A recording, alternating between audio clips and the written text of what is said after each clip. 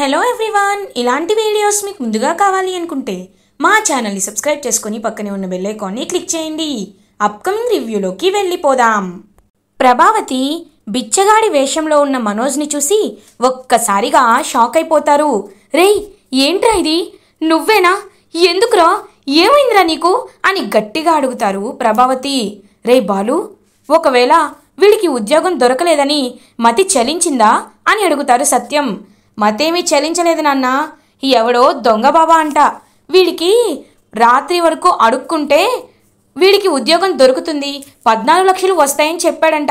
ఆ తలకి మాసినవాడు చెప్పడం, వీడేమో బిచ్చగాడులో విజయ్ ఆంటనీలా బిచ్చగాడి వేషం వేసేయడం అని అంటాడు బాలు. రేయ్, అయినా నువ్వు బాబాల దగ్గరికి వెళ్ళి వాళ్ళు చెప్పినవి చేస్తే ఎందుకవుతుందిరా? ఎందుకవుతుంది? నిన్నిలా చూడ్డానికైనా అంత కష్టపడి నిన్ను పెంచి నిన్ను పోషించింది ఇలా చూడ్డానికా అని అడుగుతారు ప్రభావతి. అప్పుడే ఇంక రోహిణి బయటికి వస్తుంది. అదిగో పార్లరమ్మ కూడా వచ్చేసింది. నువ్వు ఒక్కదానివే బ్యాలెన్స్ ఉన్నావు పార్లరమ్మ, నీ పతిదేవుణ్ణి చూసుకో అని అంటాడు బాలు. ఒక్కసారిగా మనోజ్ని చూసి పాపం రోహిణి చాలా బాధపడుతుంది, షాక్ అయిపోతుంది. రోహిత్, ఏంటిది? ఎందుకు ఇలా ఉన్నావు మనోజ్? ఏమైంది నీకు అని అడుగుతుంది రోహిణి. ఏం చేయమంటావు, అంతా నీ వల్లే అని అంటుంది ప్రభావతి. ఏం మాట్లాడుతున్నారంటీ? నా వల్ల అంటున్నారేంటి అని అంటుంది రోహిణి. అవును, మీరు ఎలాగో కెనడా వెళ్ళడానికి డబ్బులు ఇవ్వట్లేదు, అందుకే ఇలా చేస్తేనైనా డబ్బులు వస్తాయని ఇలా చేస్తున్నాను అని అంటాడు మనోజ్. చూడు మనోజ్, నువ్వు ఇలా ఉండడం నేను చూడలేకపోతున్నాను. నువ్వేమీ కంగారు పడద్దు, నీకు నేను డబ్బులు అరేంజ్ చేస్తాను. ఏం చేసేనా ఆ డబ్బుల్ని నేను తీసుకువస్తాను, సరేనా? ఇంకెప్పుడు ఇలాంటి పని చేయొద్దు అని చెప్పి ఏడుస్తూ అక్కడి నుండి వెళ్ళిపోతుంది రోహిణి. ప్రభావతి, రేయ్ ముందు వెళ్ళి స్నానం చెయ్యి, కంపు కొడుతుంది, వచ్చాక నీతో మాట్లాడతాను, పోరా అని చెప్పి పంపించేస్తుంది ప్రభావతి. బాలు మీనా ఇద్దరు వాళ్ళ రూమ్కి వచ్చేస్తారు. మీనా బాలుతో, అయినా ఏంటోనండి, మనోజ్ని చూస్తుంటే నాకేమీ అర్థం కావటం లేదు. ఆయన ఎందుకు ఇలా చేస్తున్నారు? ఎందుకు ఇలా తయారయ్యారు? అంత అంత ఘోరంగా ఎందుకు దిగజారిపోతున్నారు అని అంటుంది.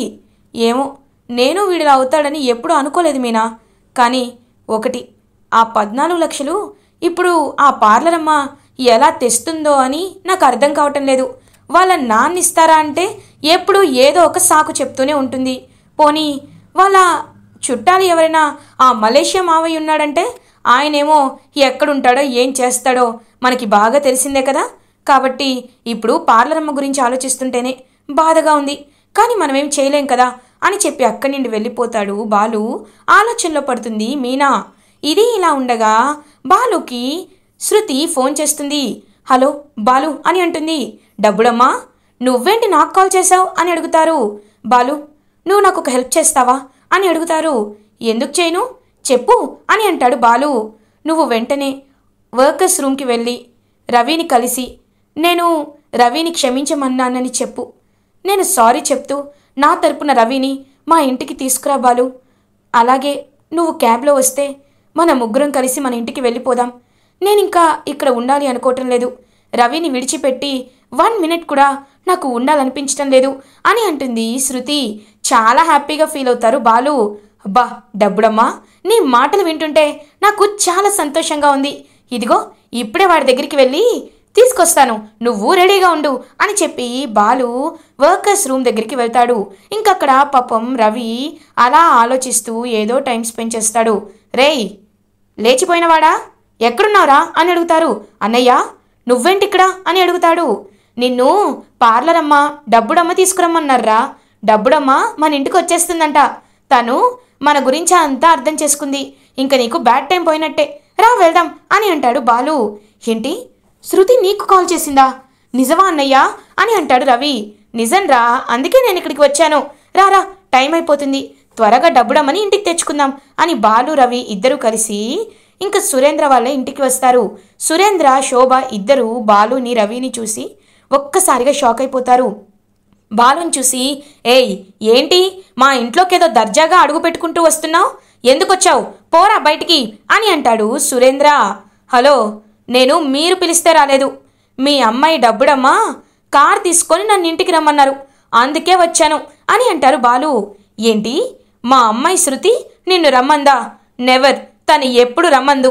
నువ్వే ఏదో ఒక వంక పెట్టుకొని భార్యాభర్తల మధ్యలో పుల్లలు పెట్టావు. నీ తమ్ముడికేమో విడివిడిగా ఉంటేనే శృతి నీకు లొంగుతుందని చెప్పి మాయమాటలు చెప్పి మా ఇంటికి రాకుండా చేసేశావు. నువ్వే ఇదంతా జరిపిస్తున్నావు అని అంటారు శోభ. హలో అమ్మా, అయిపోయిందా? ఇంకా ఏమైనా మిగులుందా? మీరు వేయాల్సిన నిందలు వేరే వాళ్ళపై వేయండి, నాపై కాదు. నేనసలే చాలా నిజాయితీ గల మనిషిని. ఇంకొక్క మాట నా గురించి మాట్లాడితే ఆ రోజు సీనే రిపీట్ అవుతుంది అని అంటాడు బాలు. ఏయ్, ఎంత ధైర్యంరా నీకు, పోరా బయటికి అని సురేంద్ర అంటే, ఆగండి డాడీ అని శృతి గొంతు వినపడుతుంది. అందరూ శృతి వైపు చూస్తారు. శృతి, డాడ్, నేనే బాలుని రమ్మని పిలిచాను. నేను మా ఇంటికి వెళ్ళిపోతున్నాను డాడీ అని అంటుంది శృతి. అది కాదమ్మా, ఒక్కసారి నా మాట విను. నువ్వు అక్కడ వెళ్ళి సంతోషంగా ఉండలేవు. మీ నాన్నని కొట్టిన వాడి ఇంటికి వెళ్ళి నువ్వు ఎలా ఉంటావమ్మా అని అడుగుతారు సురేంద్ర. చూడండి నాన్న, మీరు చెప్పేదంతా కరెక్టే, కానీ తప్పు జరిగింది మీ వల్ల, బాలు వల్ల. మీరు మీనాపై నిందలు వేశారు. బాలు కోపంతో మీపై చేసుకున్నాడు. అసలు ఈ గొడవకి మాకు సంబంధం లేదు.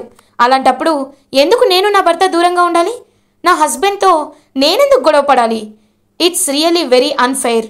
కాబట్టి నేను రవితో కలిసే ఉండాలనుకుంటున్నాను. రవి ఎక్కడ ఉంటే అక్కడే ఉంటాను. సో ప్లీజ్ ఇంకా నన్ను ఆపాలని ప్రయత్నించొద్దు. వెళ్ళొస్తాను. రవి, కమ్ లెట్స్ గో అని శృతి, రవి హ్యాపీగా వెళ్ళిపోతారు. ఇంకా బాలు అలా చూస్తూ, ఇప్పటికైనా వాళ్ళ సంతోషాన్ని పాడు చేయకండి అని చెప్పి అక్కడి నుండి వెళ్ళిపోతాడు.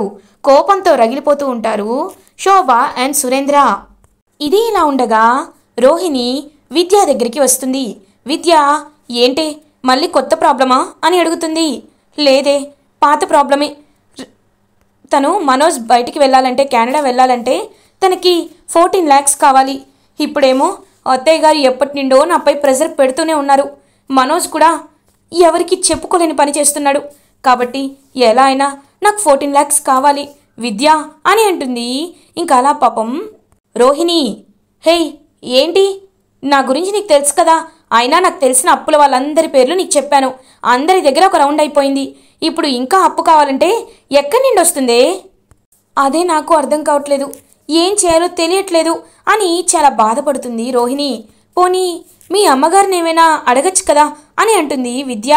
లేదే, అమ్మని నేను అడగాల్సిందంతా అడిగేశాను. ఆఖరికి మొన్న బంగారం పెట్టడం కోసం తాలిబొట్టుని కూడా తాకట్టు పెట్టేశాను, అమ్మేశాను. ఇంకా అమ్మ దగ్గర చిల్లి గవ్వ కూడా లేదు. అమ్మే రోజు చింటూని చదివించడానికి కూలి పనికి వెళ్తుంది. ఇప్పుడు మళ్ళీ అమ్మని ఇబ్బంది పెట్టాలని నేను అనుకోవటం లేదు. మరి ఇప్పుడు ఎలాని అని అంటారు. నాకు అది అర్థం కావట్లేదు, ఏం చేయాలో తెలియట్లేదు అని అంటుంది. అయితే ఒక ఐడియా అని అంటుంది విద్య. ఏంటది అని అడుగుతుంది. ఏం లేదు, ఇప్పుడు మంచి నోట్లకి దొంగ నోట్లకి తేడా తెలియదు కదా. అలాంటప్పుడు దొంగ నోట్లను తీసుకువెళ్ళి డబ్బులు ఇచ్చావనుకో, అప్పుడు నీ ప్రాబ్లం సాల్వ్ అయిపోతుంది. మనోజ్ తీసుకువెళ్ళి వాళ్ళకి ఇచ్చేస్తాడు. వాళ్ళు కూడా అవి డూప్లికేట్ నోట్స్ అని కనిపెట్టలేరు కదా అని అంటుంది విద్య. ఒక్కసారిగా రోహిణి షాక్ అయిపోతుంది. అది కాదు విద్య, ఒకవేళ ఈ నిజం బయట పడిపోయిందనుకో, ఇంకేమైనా ఉందా అని అంటుంది. ఎలా పడుతుంది? ఎవరు చెప్తారు? నువ్వు చెప్తావా నేను చెప్తానా? వాళ్ళు అవి ఒరిజినల్ నోట్స్ కాదు డూప్లికేట్ నోట్స్ అని తెలుసుకునేలోపు ఆల్రెడీ మనోజ్ కెనడా కూడా వెళ్ళిపోయి అక్కడ జాబ్ చేసుకుంటాడు. అప్పుడు ప్రాబ్లమ్స్ వచ్చినా ఆ డబ్బుల్ని మనోజే ఏదో ఒకలా ఇచ్చుకుంటాడు. నువ్వేమీ బాధపడద్దు, ఎందుకంటే ఇప్పుడు నీకు ఎక్కడా అప్పు ఇవ్వరు. ఎందుకంటే అన్ని చోట్ల నువ్వు అప్పు చేసేసావు కాబట్టి. మిగతా విషయాలంటావా, ఇంకా నీకు ఎలాంటి ఛాన్స్ లేదు. ఇదొక్కటి తప్ప. చెప్పు, నీకు డీల్ ఓకేనా కాదా అని అడుగుతుంది విద్య. ఓకేనే, ఇది తప్ప నాకు ఇంకే ఛాన్స్ ఉంది. సరే, ఒరిజినల్ నోట్స్ కాకుండా ఫేక్ నోట్లని దొంగ నోట్లని ఇద్దాం, కానీ అవి ఎక్కడ దొరుకుతాయి అని అడుగుతారు. నాకు తెలిసిన ఒక బజార్ ఉంది, అక్కడ దొంగ నోట్లని ప్రింట్ చేస్తారు. కాబట్టి అక్కడికి వెళ్ళి తెచ్చుకుందాం. కాకపోతే డబ్బులు ఇవ్వాలి. ఒక 50,000 సెట్ చేసుకోవే అని అంటుంది విద్య. ఏంటి 50,000 అని అంటుంది. అవును, 50,000 పెడితేనే 14 లక్షలు ఇస్తారు అని అంటారు.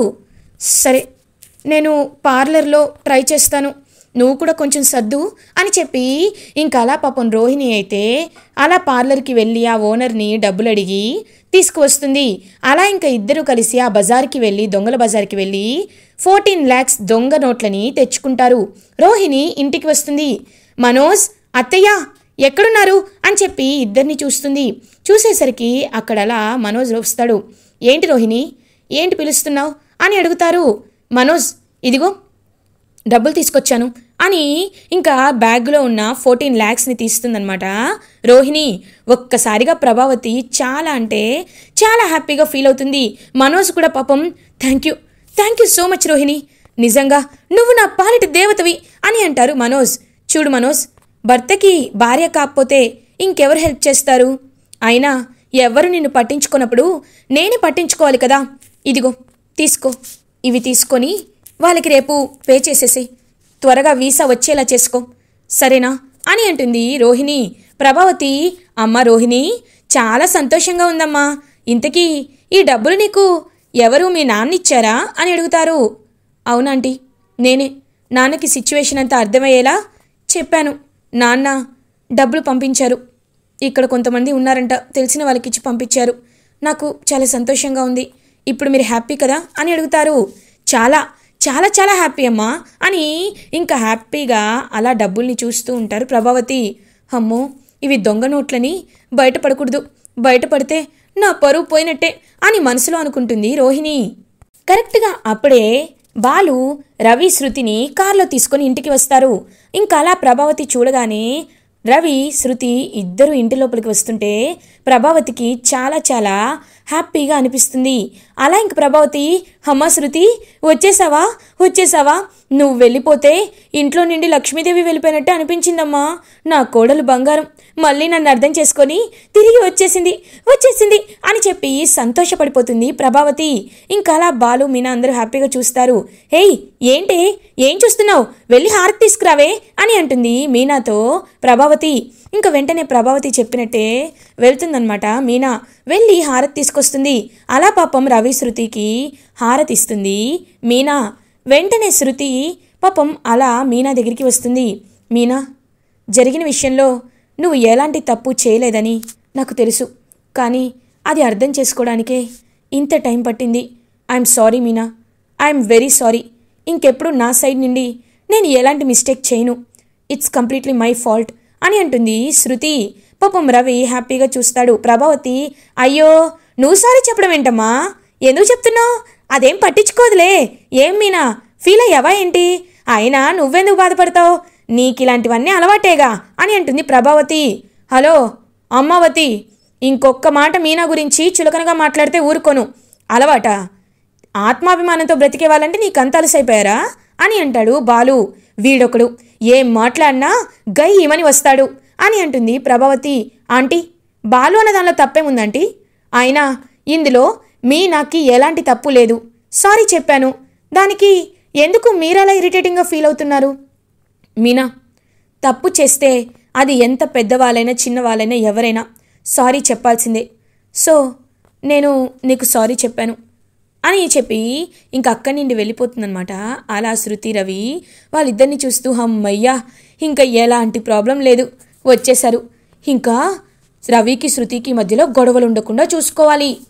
మీనా, రవికి నువ్వు పాయసం చేస్తే చాలా ఇష్టం, అందుకే రవికి శృతికి పాయసం వండు. అది కాకుండా శృతికి ఏ ఇష్టమో అవన్నీ కూరలు చెయ్యి, సరేనా అని ప్రభావతి హడావిడి చేస్తుంది. ఇంకా అలా ప్రభావతి వైపు చూస్తూ ఉంటుందన్నమాట మీనా. పాపం కిచెన్లోకి వెళ్ళి వర్క్ చేసుకుంటుంటే అలా ఇంకా బాలు మీనా దగ్గరికి వస్తారు. మీనా, ఎప్పుడూ అమ్మ వాళ్ళ విషయంలో చూపించినంత కేర్ మన విషయంలో చూపించరు కదా అని అంటాడు బాలు. ఏవండి, అత్తయ్య గారు మంచివారండి, ఆవిడ మనసు మంచిది, కాకపోతే ఆవిడ కొన్నిసార్లు అలా ప్రవర్తిస్తూ ఉంటారు, మనం దాన్ని పట్టించుకోకూడదు. అత్తయ్య అమ్మ ఇద్దరు వేరువేరు కాదు కదా, ఇద్దరు ఒకటే. మా అమ్మ ఒకవేళ నన్ను తిడితే నేను ఎలా అనుకుంటానో, అత్తయ్య గారు తిట్టినా నేను అలాగే అనుకొని పక్కకి పెట్టేస్తున్నాను అంతే అని పాపం మీనా వెళ్ళిపోతుంది. మీనా అమ్మని అమ్మలా చూసుకుంటుంది, కానీ అమ్మ మాత్రం డబ్బు అనే మాయలో పడిపోయి కేవలం డబ్బున్న వాళ్ళు మాత్రమే బాగా చూసుకోవాలి, డబ్బు లేని వాళ్ళని వాళ్ళేమీ చేయరు కాబట్టి చూసుకోవాల్సిన అవసరం లేదు అని చెప్పి చాలా తప్పుగా ఆలోచిస్తుంది. అమ్మ మనసు ఎప్పుడు మారుతుందో, ప్రభావతి అమ్మ అందరికీ అమ్మ ఎప్పుడవుతుందో అని పాపం మనసులో అనుకుంటూ అక్కడి నుండి వెళ్ళిపోతాడనమాట. అలా తనైతే బాలు. ఇది ఇలా ఉండగా మార్నింగ్ అవుతుంది. మనోజ్ రోహిణి ఇచ్చిన ఫేక్ డబ్బుల్ని తీసుకొని అలా ఇంకా కన్సల్టెన్సీ ఆఫీస్కి వెళ్తాడు. ఆఫీస్కి వెళ్ళి, సార్ కెనడాకి వెళ్ళాలి, వీసా అప్లై చేయమన్నాను కదా, ఇదిగోండి మీరు అడిగిన 14 lakhs తీసుకొచ్చాను, వీసా ప్రాసెసింగ్ ఎప్పుడు స్టార్ట్ అవుతుందో చెప్తారా అని అడుగుతాడు మనోజ్. ఇంకా కన్సల్టెన్సీ ఆఫీస్ వాళ్ళు ఆ అమౌంట్ని చూస్తారు. చూసి మొత్తం చెక్ చేశాక ఒక్కసారిగా షాక్ అయిపోతారు. ఇదిగో ఎవరు నువ్వు, ఏంటిదంతా అని అడుగుతారు. అదేంటి సార్ నన్నెవరని అడుగుతున్నారు అని అంటారు. ఏంటి బాబు మీ కంటికి మేము ఎలా కనబడుతున్నాం, ఇవి ఒరిజినల్ నోట్స్ కాదు ఫేక్ నోట్స్ అని అంటారు. ఒక్కసారిగా మనోజ్ షాక్ అయిపోతారు. ఫేక్ నోట్స్ ఎందుకు అవుతాయి సార్, మీరు జాగ్రత్తగా చూడండి, ఒకసారి చెక్ చేయండి అని అంటాడు మనోజ్. చూడు ఒకసారి మార్క్ చూసావా, ఇది ఒరిజినల్ నోటుకి మార్క్ ఖచ్చితంగా ఉంటుంది, కానీ ఇవి దొంగ నోట్లు కాబట్టి వీటికి మార్క్ ఉండదు. ఈ విషయం తెలుసుకోలేకపోవడం నీది తప్పు అని అంటారు ఆ కన్సల్టెన్సీ ఆఫీసర్. మాది చాలా రెప్యూటెడ్ కన్సల్టెన్సీ, అలాంటిది నువ్వు వచ్చి ఫేక్ నోట్స్ ఇచ్చి మమ్మల్నే మోసం చేయాలనుకుంటావా, ఇప్పుడే పోలీస్ స్టేషన్లో కంప్లైంట్ ఇస్తాను, పోలీస్కి పిలుస్తాను అని చెప్పి అంటారనమాట ఆఫీసర్. సార్ వద్దు సార్, ఏదో తెలియక చేసేసాను, నన్ను వదిలేయండి సార్ అని అంటారు. నో నువ్వు చూడ్డానికి మోసగాళ్ళ ఉన్నావు, మమ్మల్నే మోసం చేయాలనుకుంటే వేరే వాళ్ళని ఇంకెంత మోసం చేయలేవు, నిన్ను పోలీస్ స్టేషన్లో పెట్టించాల్సిందే. Hello sir, fake notes distribute చేస్తున్నందుకు ఒకడు దొరికాడు సార్ అని చెప్పి ఇంకా కన్సల్టెన్సీ వాళ్ళైతే పోలీసులకి కాల్ చేస్తారు. పోలీసులు వెంటనే వచ్చి మనోజ్ దగ్గరికి, ఎప్పటి నుండి చేస్తున్నావు ఈ బిజినెస్ అని అడుగుతారు. సార్ బిజినెస్ ఏంటి సార్, నాకు తెలీదు అని అంటాడు మనోజ్. తెలియకుండా 14 లక్షలు ఫేక్ నోట్స్ నీ దగ్గరికి ఎలా వచ్చాయి, ఎవరిచ్చారు అని అడుగుతారు. ఎవరిచ్చారంటే నా వైఫై ఇచ్చింది సార్ అని అంటారు. ఓహో, అయితే నిన్ను లోపలేస్తే మీ వైఫ్కి అర్థమవుతుందన్నమాట. అసలు నీకు ఎంత ధైర్యం ఉంటే ఫేక్ నోట్స్ని డిస్ట్రిబ్యూట్ చేస్తారా, రా నీ సంగతి చెప్తానని చెప్పి పాపం అలా మనోజ్ని ఫేక్ నోట్స్ తన దగ్గర ఇల్లీగల్గా ఉన్న కారణాన అరెస్ట్ చేసి తీసుకువెళ్తారు జైలుకి మనోజ్ని పోలీసులు. ఇంక ఈ న్యూస్ అంతా చాలా పెద్ద వైరల్ అవుతుంది. బికాస్ ఫేక్ నోట్స్ అంత ఎక్కువ అమౌంట్ దొరకడం అనేది చాలా వైరల్ అయ్యి ఇంకా అందరికీ స్ప్రెడ్ అవుతుంది. అప్పుడే కరెక్ట్గా శృతి ఫోన్ చూసుకుంటుంటే ఇంకా ఈ మ్యాటర్ అయితే సర్క్యులేట్ అవుతూ ఉండడంతో ఒక్కసారిగా మనోజ్ అరెస్టెడ్ అని తెలుసుకొని షాక్ అయిపోతుంది శృతి.